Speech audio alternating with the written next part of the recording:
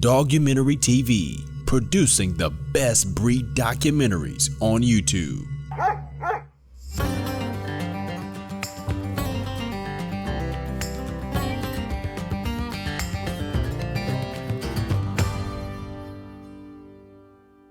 I'm Paul Cacciatorie, Starlight Kennels.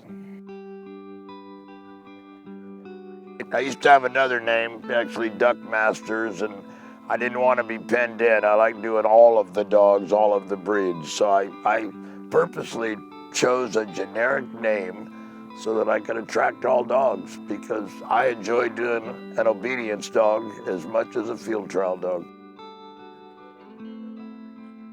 So when I was a young boy, I was always attracted to training of the dogs, just on my own. I actually saw a dog show in second grade at my school, and I was just amazed. And at about, 12 or 13, a friend of the family gave me a half coyote, half lab. And I trained that dog, but that dog, he wanted to run away all the time, and he did. He'd come back, but finally my dad bought me my first yellow lab when I was 15. Then at 23, I broke my back. I was in a pretty severe accident. The whole time training dogs, using walking dogs to get healthy. And one day I ran into a gentleman, Paul Shoemaker, who had won the Nationals. And he told me if I'd come and help him, he'd teach me everything he knew.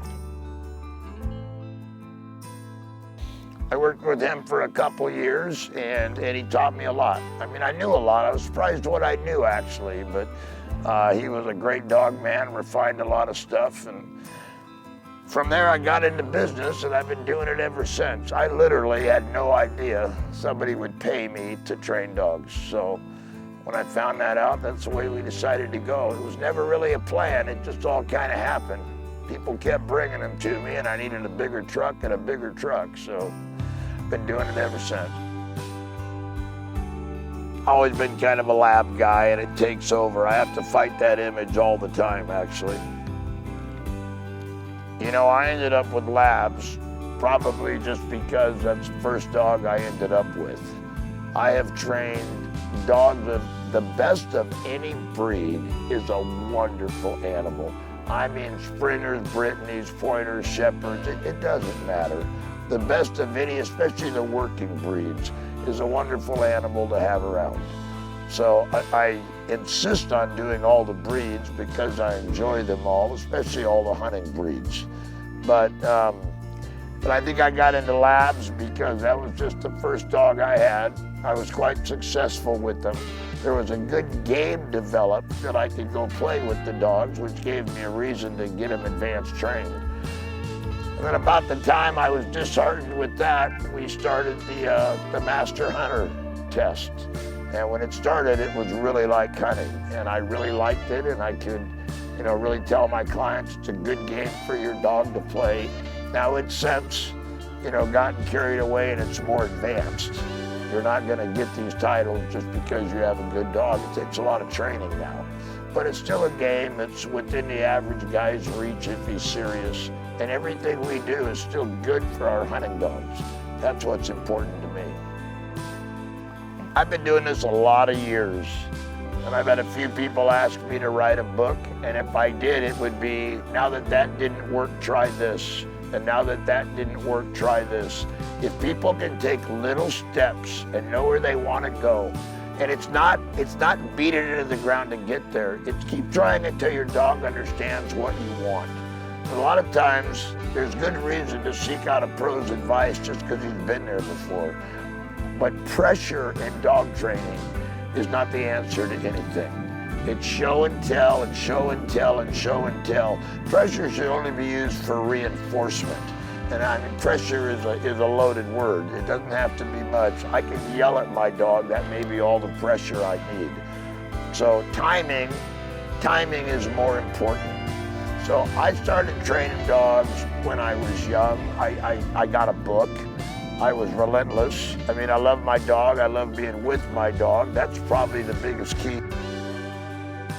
My philosophy when it comes to dog training, honestly, is to try to make every dog the best they can be. And every dog does have their limits. We don't always get to it, but if that dog's giving me 100%, I have no right to ask for more, and neither does the owner. So every dog may not be in the right household. Maybe the guy's looking for something different and needs another dog, but there's still a wonderful home somewhere for that dog. And the idea of beating these dogs to try to get what you want, if the dog's giving you his best, is going the wrong way on a one-way street. So always encouraging. I can honestly say in all of my years training, I've never tucked a dog's tail. And that means happy dogs and happy owners. And I think that, you know, we have been full by word of mouth for over 40 years. Never advertised. Matter of fact, I try to hide advertising because I don't want to answer the phone all the time.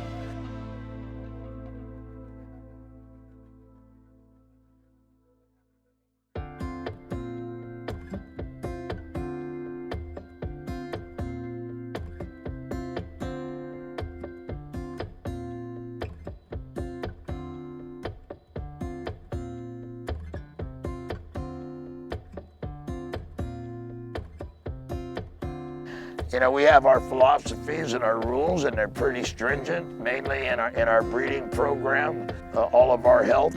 We insist on all the DNA. We won't breed any carriers of any kind. The dogs have to be clear on all of the genetic diseases. We also insist on good or excellent hips before we'll breed a dog.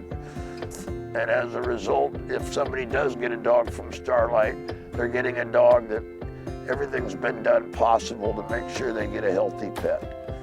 And that translates, you know, none of this stuff was really thought of as a plan. It wasn't a business plan. It was just out of love for dogs and respect for the breeds. It translates into always being full and having a waiting list. We breed very hard for temperament. You know, the thing I learned years ago when I was young running field trial dogs, I had a dog that would go out on a weekend and win. And it's like, isn't my dog great? Aren't I great? But that dog might have been a pain in the ass when he wasn't in the field. So I've found that most of the time, people just want their dog to hang out with them, whether it's in their truck or by the couch or in front of the fireplace. So I learned that when I was young, and I learned it probably the hard way, but we try very hard to breed for temperament. We call it an off switch. When that dog's on, I want all the effort he can give me, but when he's off, he's off. Lay down, take a break, let Dad give you a hug, and be happy with that. That's kind of in the Labrador temperament anyway, or most all the retrievers, not just the Labrador. We want our dogs to be proven some way, especially the males. Most of the males have some kind of a title. It's not all that important to me. It just helps down the road. You know, it helps to see it on the pedigree. Last year, somewhere about August, I'm not sure when, now it'll be before that, we were just heading to a trial, and Bob popped open Field Trial News, and lo and behold, we had 9 dogs in the top 10 positions in the United States for the hunt test. So that was kind of a fun surprise. It wasn't something we tried for. I think the biggest reason for our success in the game is just the fact that my owners have given me the time to develop the dogs, and we've got good stock.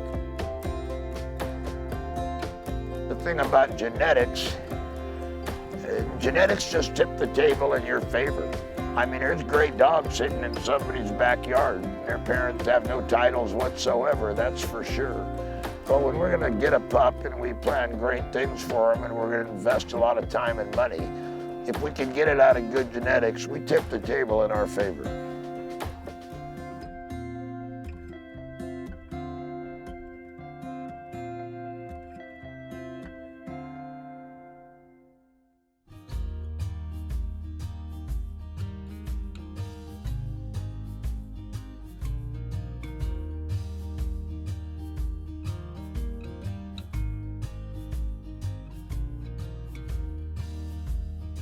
We were over in the field, we were doing blind retrieves.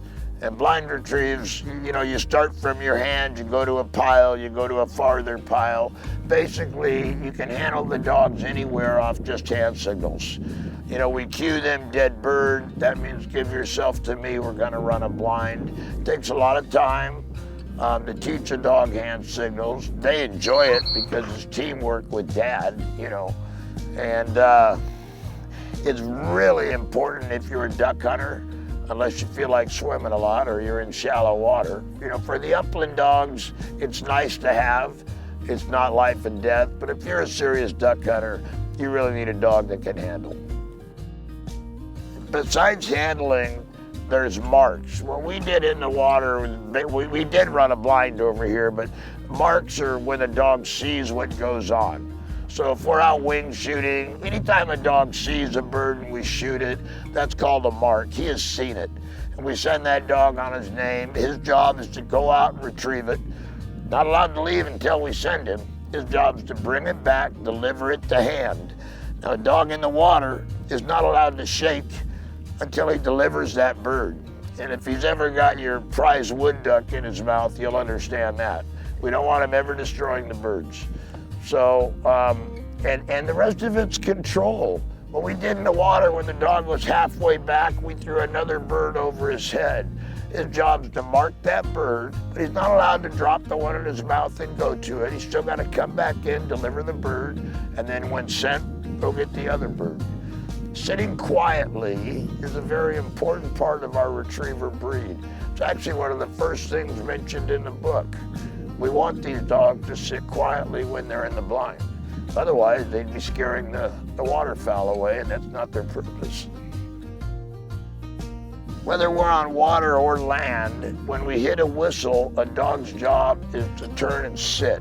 Now, if he's on land, he's gonna sit, a hard sit. If he's on the water, he's gonna tread.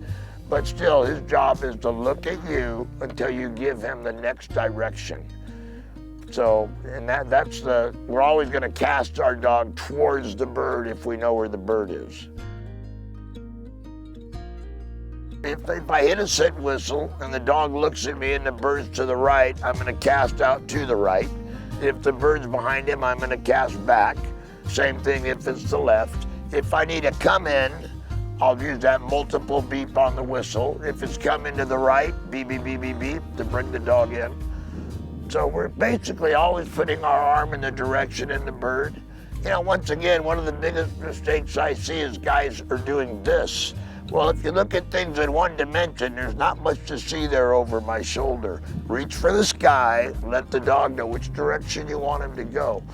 I think you gotta remember, when you've got a dog at that level, they're a willing worker. So show him what you want, make it clear to him. You know, most of dog training is just making things clear to the dog. I mean, the dogs are wonderful beings that normally just want to make us happy. But it's our job to set them up so they understand things. And that starts right from the basics of training. Things get more and more evolved. I've been doing this a lot of years. And I've had a few people ask me to write a book, and if I did, it would be, now that that didn't work, try this. And now that that didn't work, try this.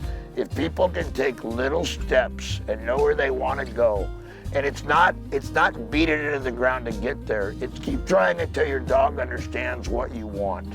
A lot of times, there's good reason to seek out a pro's advice just because he's been there before. But pressure in dog training is not the answer to anything. It's show and tell and show and tell and show and tell. Pressure should only be used for reinforcement. And I mean, pressure is a loaded word. It doesn't have to be much. I can yell at my dog, that may be all the pressure I need. So timing is more important. Be patient with your dog. The dog training starts when they're young. The idea is to become a team with that dog. So he's got to have faith in you. A lot of the stuff we do is because the dog believes in us, not because the dog is forced to do it. The most important thing I need is a dog with play drive. And that's something we teach our young dogs as puppies, to have fun. We get that, then we can start putting rules on it. And our dog's philosophy is, well, whatever makes you happy, Dad. You give me what I want, I'll give you what you want. And then there's a point when we come to reinforcement. Reinforcement might take pressure, but pressure a lot of times can just be the sound of your voice. It's about being consistent. And if your dog looks lost, he probably is. Slow down, back up, help him out. This dog next to my side is Truck. He's my dog. I only ever own one male at a time. I didn't get him to live in a kennel. I got him to be my sidekick. Pretty good dog, out of great blood. I think he's got over 60 master passes, finished a couple nationals, but this dog's not here just to compete and show. He's my hunting buddy, and he is important to me for those reasons. He's also at an age where I need to take care of him. I can run his hips into the ground at 10 and a half, and that's not what I want to do. I want to spend our miles hunting ducks, not training.